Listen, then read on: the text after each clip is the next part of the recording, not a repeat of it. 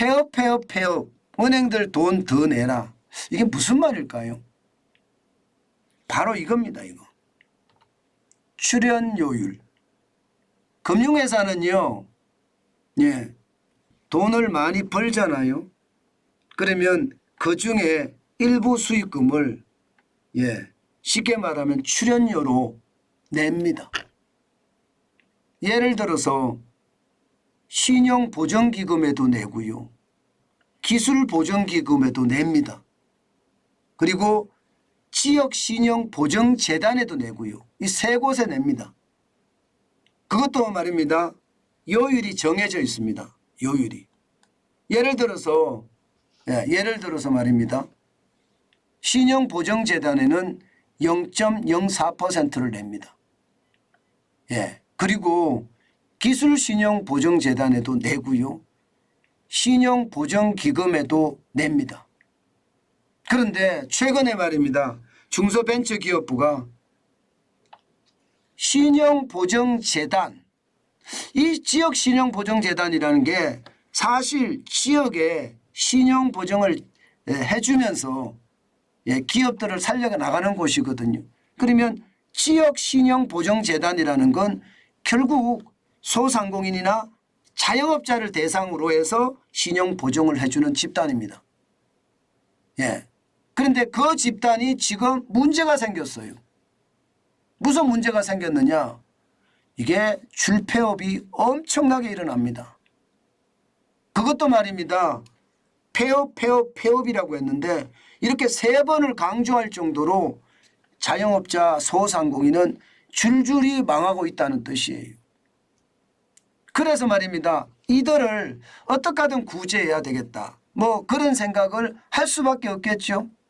실제로도 그렇게 일어납니다. 그러니까 이거 돈을 좀 올려라. 신용보정재단에 돈을 좀 올려주면 더 많은 자영업자 소상공인을 구하지 않겠느냐. 이런 얘기를 하고 있는 겁니다. 무슨 얘기냐. 지금 말입니다. 법정 출연료율을 지금 0.04%를 올리라는 거예요. 0.09%까지.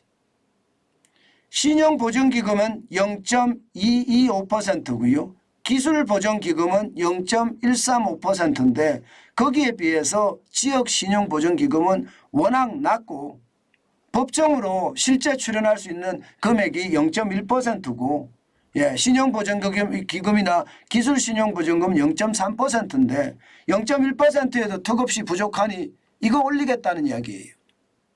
이거 올리겠다.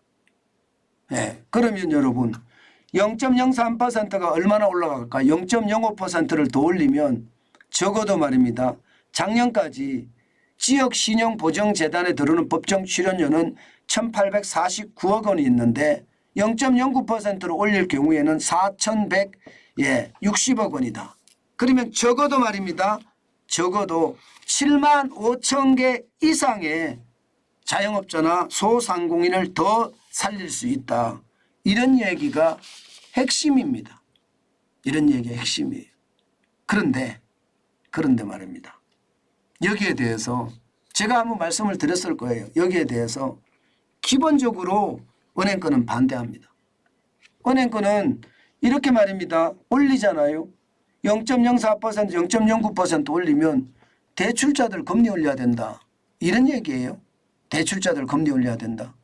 그러면 대출금리가 더 올라가니까 부담이 더 많이 된다. 이런 얘기예요. 금융위원회도 기본적으로는 반대 입장이에요. 왜냐하면 말입니다. 금융위원회는 왜 반대하느냐. 아니 이게 운용 배수라고 있는데 지금 운용 배수를 제대로 활용하지 못하는 것 아니냐. 일반적으로 지역신보의 보정 운영 배수는 법에 규정한 것은 운영 배수가 15배다. 지금 실제로 돈을 가지고 운영하는 것은 8.1배밖에 되지 않느냐. 금융당국에서는 적정 운영 배수를 12.5배로 본다. 지금 있는 것 갖고 돈을 늘려도 문제가 없는데 왜 이게 법정 출연료율부터 올려달라고 하느냐. 이게 지금 금융당국의 입장이거든요. 게다가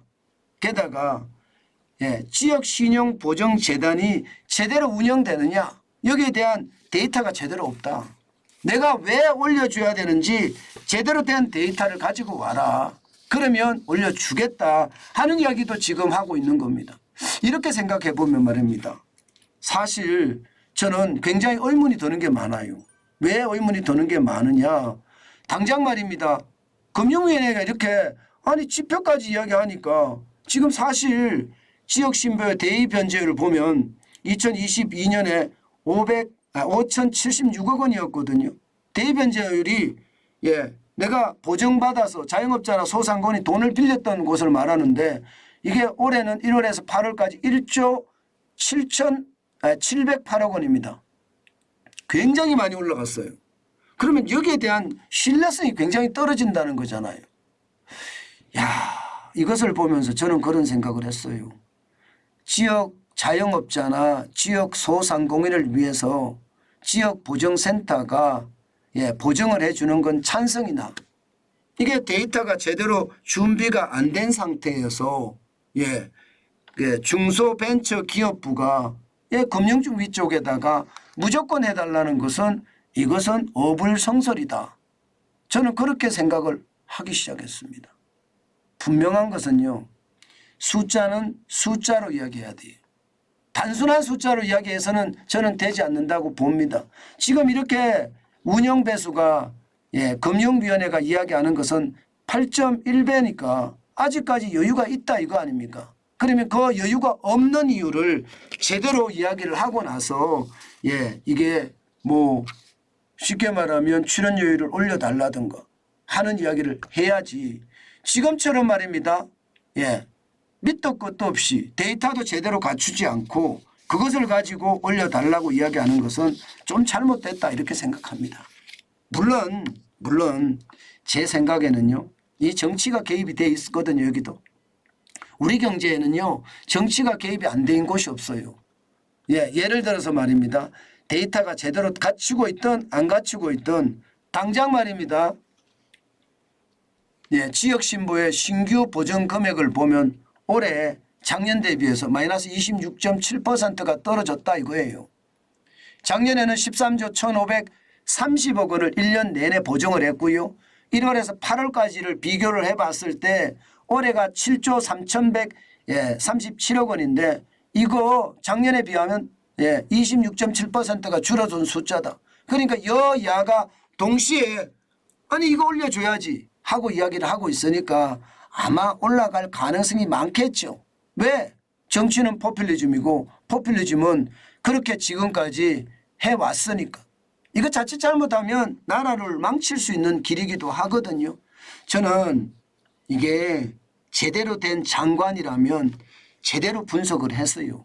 왜 올라가야 되는지 아니면 지금 있는 이 돈 가지고 뭐 배율을 높여서 운영 배수를 높여서 계속해서 운영할 수는 없는 건지 철저하게 따져보고 이게 나와야 되는데 무조건 말입니다. 무조건 올라간다고 이야기하는 걸 보면 참 답답하네요. 굉장히 답답하네요. 이게 말입니다. 퍼주기만 대수가 아니거든요.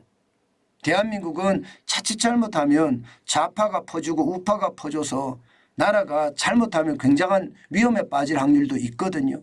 저는 제대로 된 지표를 만들어서 왜 올려야 되는지 지금 운영배수도 8.1배고 금융당국에서 적정 운영배수를 12.5배라고 이야기하는데 왜 이렇게 올리는 건지 또 그동안에 보정심사에 대해서 너무 느슨하게 심사하지는 않았는지 이런 것을 철저히 따져보고 다시 한번 국민의 대출 금액이 올라가잖아요. 대출 이자가 올라가잖아요. 이것은 저는 반대거든요. 그래서 저는 대출 이자가 안 올라갈 수 있게끔 물론 은행도 말입니다. 이익을 내서 맨날 성과급 잔치나 하잖아요. 뭐 퇴직금을 뭐 5억씩 6억씩 막 지불하면서 사실 예대 마진이라는 게 없는 사람 이자 받아서 수익 낸 거 아니겠습니까? 물론 또 그렇지는 않지만 뭐 기업도 있지만 그런 생각을 해보면 모두가 좀 자기 입장보다는 사회와 국가에 대한 입장을 가지고 이야기하고 토론하고 그래서 타협점을 찾는 것 저는 굉장히 중요한 요소라고 생각합니다.